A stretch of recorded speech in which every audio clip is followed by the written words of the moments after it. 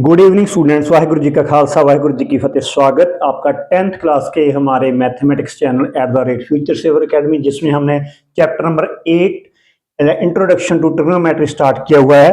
और आज हम एक्सरसाइज 8.2 के वेरी इंपॉर्टेंट सम, सचमुच बहुत ही ज्यादा इंपॉर्टेंट सम करने जा रहे हैं, जिसमें एक सम ये है, आपको गिवन है स्टेटमेंट में tan a + b। प्लीज आपके चैनल को सब्सक्राइब कर लीजिए।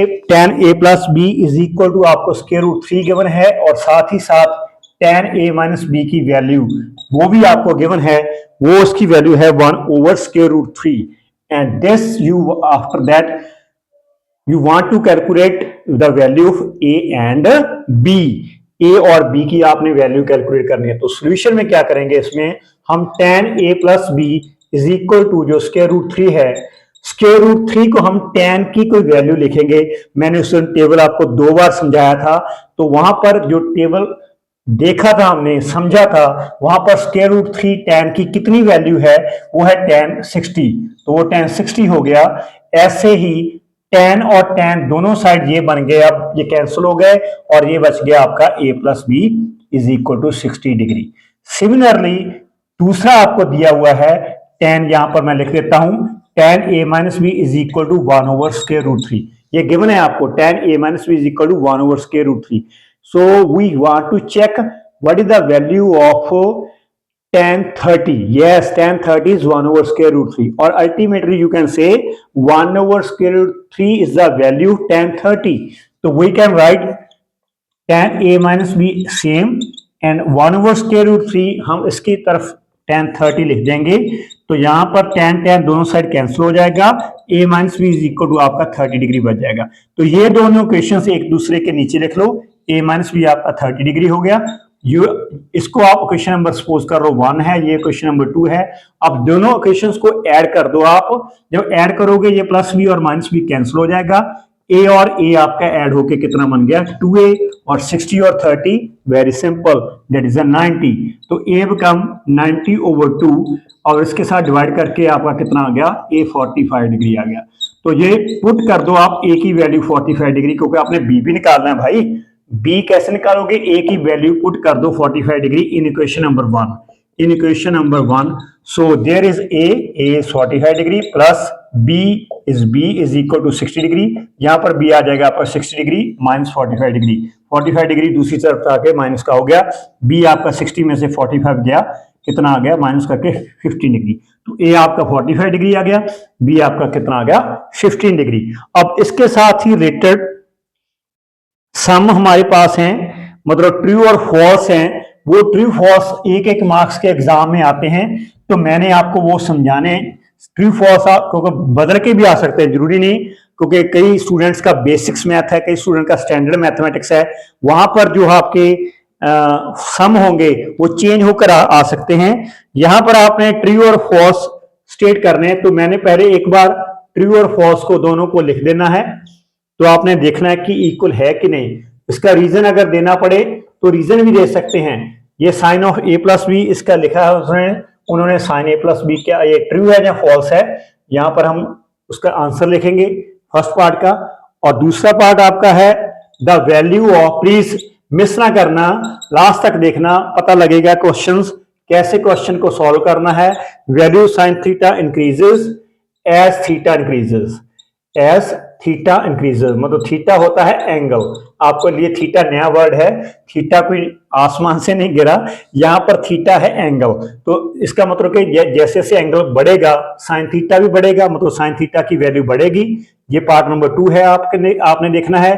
थर्ड पार्ट में है the value of cos theta, cos theta की वैल्यू इंक्रीज करेगी, increases as theta increases, same ही है, मतलब वहां पर साइन थीटा इंक्रीजेस करेगा, यहां पर कॉस थीटा इंक्रीजेस करेगा।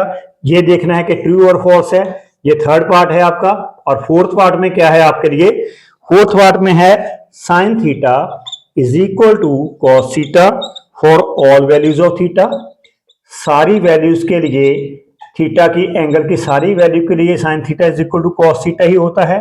और फिफ्थ है आपका cot A is not defined. बस 2 मिनट में जल्दी जल्दी हमने खत्म कर देने हैं ये टॉपिक्स को। Cot A is not defined for A is equal to 0 degree. A is equal to 0 degree ले कॉट ए डिफाइंड नहीं होता। डिफाइंड मतलब उसकी वैल्यू कोई नहीं होती। तो हमने पहला देखना है कि sine A plus B is equal to होता है sine A plus sine B. ये फॉल्स है। इसका रीजन ये है, मैं बताता हूं आपको। अगर आप ए सपोज कर लो 30 डिग्री ले लेते हो, ए ले लिया आपने, एंगल है ना ए और बी, ये हो गया 30 डिग्री 30 डिग्री और ये हो गया 60 डिग्री।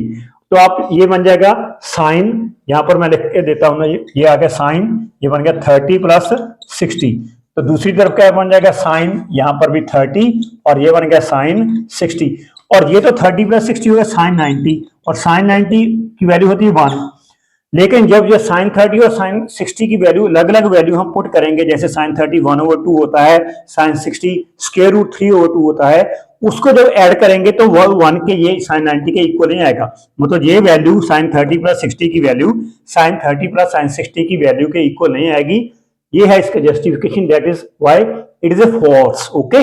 और दूसरा है साइन थीटा की वैल्यू बढ़ेगी जैसे जैसे थीटा इंक्रीज होगा। ये देख लेते हैं, जैसे थीटा हो 0 डिग्री तो साइन थीटा साइन 0 कितना होता है, वो 0 हो गया। अगर थीटा आपका 30 डिग्री तो साइन 30 कितना हो गया, साइन 30 के देखना है ना, साइन के ऊपर ही देखना है। साइन 30 कितना हो गया 1/2।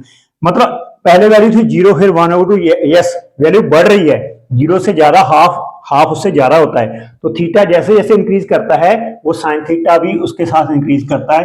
कि ये होगा ट्रू। और ये कॉस थीटा बोल रहे हैं कि इंक्रीज करेगा जैसे थीटा इंक्रीज करेगा, नो, ये गलत बात है। क्यों?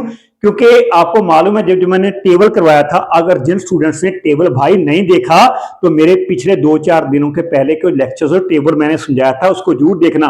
वहां से आपको जल्दी पता लग जाएगा कि कॉस थीटा की वैल्यू तो साइन थीटा की वैल्यू का रिवर्स है, साइन थीटा की वैल्यू का उल्ट है। तो थीटा जैसे जैसे बढ़ता है कॉस थीटा वो कम होता है, डिक्रीज करता है, ये इंक्रीज नहीं करता। तो ये बन गया इसका फॉल्स हो गया। और ये यहां पर है साइन थीटा इसको cos theta for all values of theta, सभी की थीटा की मतलब एंगल की सभी की वैल्यू के लिए sine theta is equal to cos theta होता है, सभी वैल्यू के लिए नहीं होता।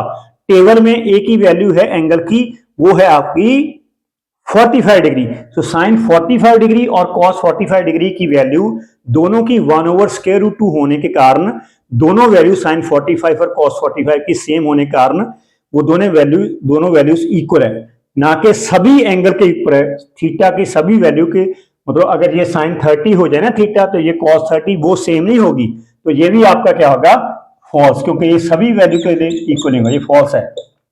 और ये cot is not defined for A is equal to 0। हाँ जी, हमने डिफाइंड किया था tan 90 की वैल्यू नॉट डिफाइंड थी। तो tan 90 का जो ऑपोजिट होता है वो होता है cot 90। तो यहां पर cot is not defined for A is equal to 0। तो अगर इसकी वैल्यू की बात करें कि cot ए डिफाइंड नहीं होता, अगर ए इज इक्वल टू 0 होता है, तो ये सही बात है। ए इज इक्वल टू 0 के ऊपर जो कॉट ए की वैल्यू आप करते हैं वो डिफाइंड नहीं होती। डिफाइंड मतलब उसकी वैल्यू हम निकाल नहीं सकते। तो ये होगा ट्रू। आज के लिए स्टूडेंट इतना था। जो स्टूडेंट्स ने अभी तक चैनल सब्सक्राइब नहीं किया, चैनल को सब्सक्राइब करिए। आगे फिर मिलेंगे, बाय।